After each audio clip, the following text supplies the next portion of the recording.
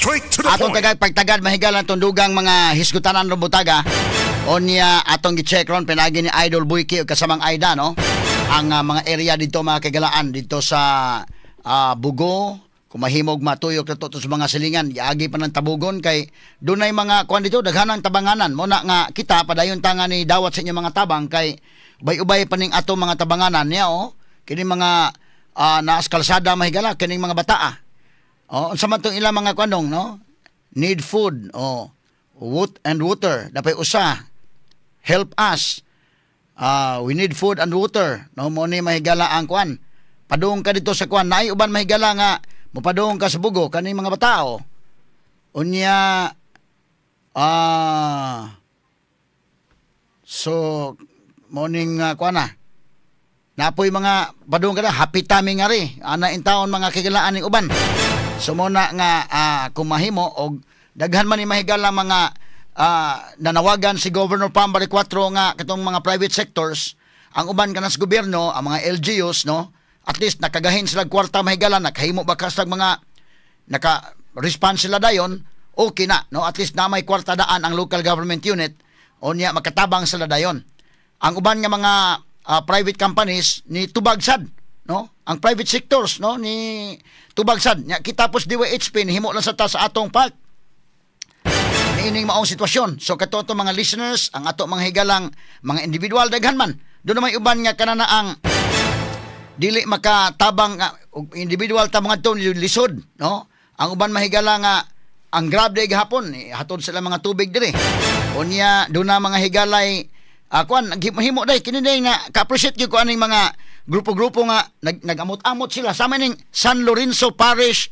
Sinaculo members kini mga Sinaculo members mahigala naghimo sila og kini ni ang kuan nagamot-amot sila unya ang ilang amot-amot ilang gihatod sa DYHP nakakuan sila nakaabot sila 1,000 pesos mga kuan mga Sinaculo San Lorenzo Parish Sinaculo members so mapwede kayo good morning mga Kapitan Lyndon Llanos o ato mga kaila diha no unya sila si Magtiayon Mon and Carla Fernandez Ramon Fernandez mo na basketball player sa PBA kani adto nihatag sad mga higala o niya kinini ang ni amot no kay mo anak ka nga og nakagoy kwarta magamay og madako og palitan gamay ra niya imong GCash dos DYHP mo daghanan ato no tabang tinabangay ba no ang uban mga individual ba lang katong mga kumpanya dagko na kayo nangadto na sa dayon okay po na appreciate sa ta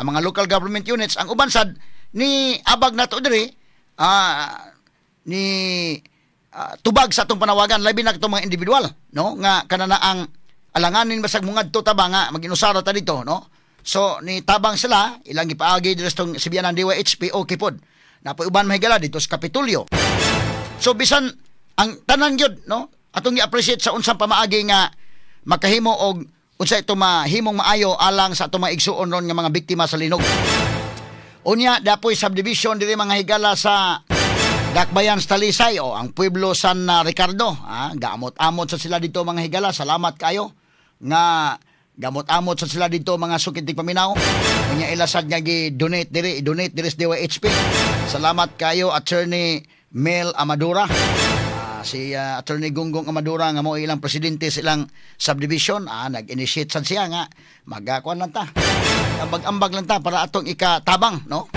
nindot no lain-lain nga mga pamaagi so naay ni hatag og tagpiso nga sinsiyo day mo ba day ay abot dire ang tagpiso nga sinsiyo para sa una nga gitagaan ta naihap ninyo tagpiso nga sinsiyo mo tong kuan sa may gisudlan plastic niabot og 400 pesos 458 pesos so kana na ang basic alkansiya to niya nga iya na lang manghigalang gi amot sad no so mo ni ang atong ginahimo karon mga sukitig paminaw no ako ning gisaysay kay dira ay amo mo ni siya day amo dira kuan siguro ni sa alkansiya tingali ni or baka sa kuan giamot libutangan nagpapil daan 458 pesos and 75 centavos di ana so magamay pwede madako okay atong ginadawat unya ang ato mahigala nga naabot nila sa DYHP o maabot yun mismo ngadto sa mga biktima mga kagalaan sa linog.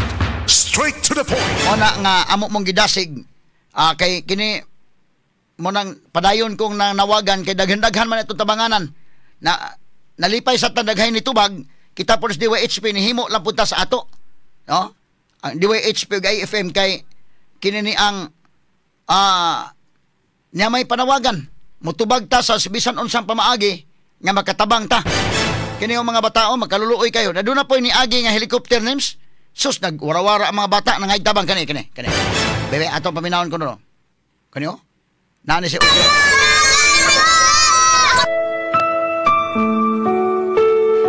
Ni agi ni helicopter na kuan sila, nawagan.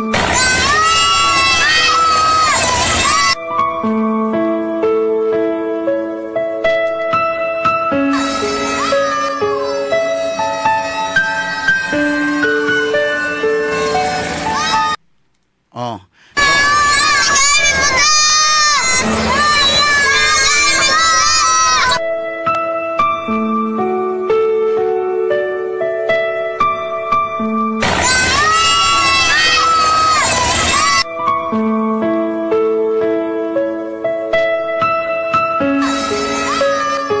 Nanaka man yung mga bataa sa kwan.